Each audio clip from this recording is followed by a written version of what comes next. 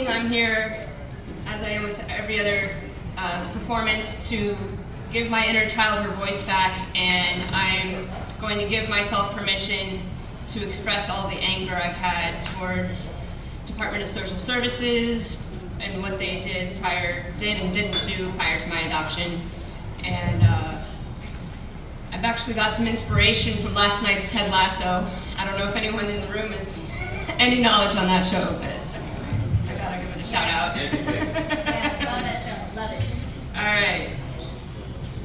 To the Department of Social Services, thank you for intervening in our care. But fuck you for ignoring the crystal clear signs of incestuous trauma. And fuck you for disregarding and dismissing the concerns brought to you about this. Thank you for sending us to safe foster families. And fuck you for sometimes sending us back to the abuse and neglect. Thank you for putting us up for adoption. But fuck you for scheduling weekly visits with my abuser. The inactions on your part caused us so much harm, even after the adoption.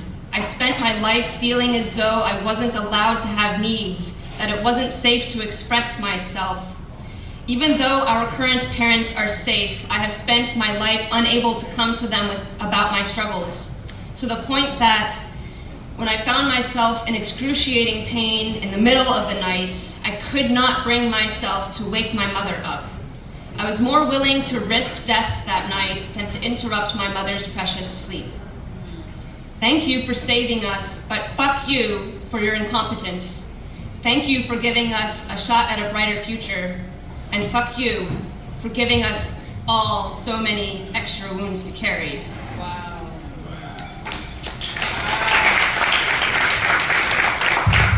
I got adopted at 6.5, and the abuse happened before I turned 3. We're gonna do a 180. We're gonna let go of the legacy of pain.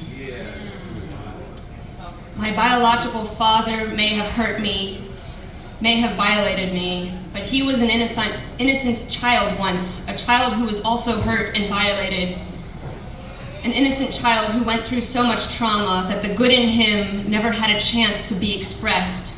The God in him never had a chance to be expressed.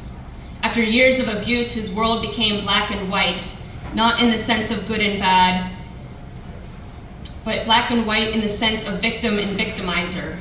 He felt that his only recourse was to beat or be beaten, to strike or be struck. He felt so powerless within himself that the only way to feel powerful was to harm the harmless.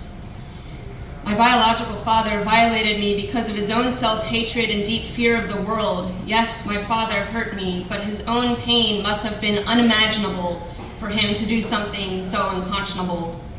For this reason, and to grant myself peace, I choose right now to let go of his legacy of pain. Yeah. Thank you. Last one, brief. It's be the God that you are. And I got this line from a dream. The world has taught me that I am a small and insignificant being. The world has taught me that my wants and needs are not as important as the wants and needs of others. The world has filled my head with the idea that no one could love me, and that those who did were just an exception to this rule. But my soul has found its voice and responds. Let go of the script and be the God that you are. I have been taught that the world is too dangerous a place for me. I have been taught that no one is to be trusted.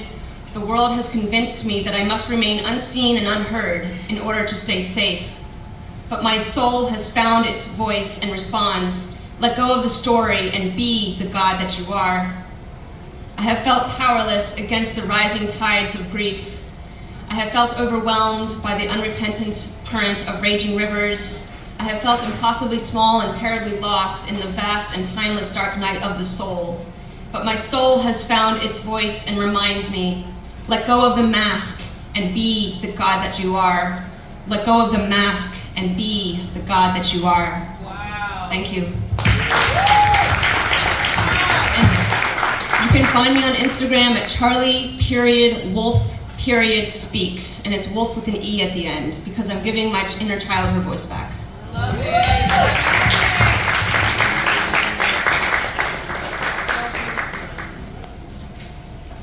Hey, yo, clap it up for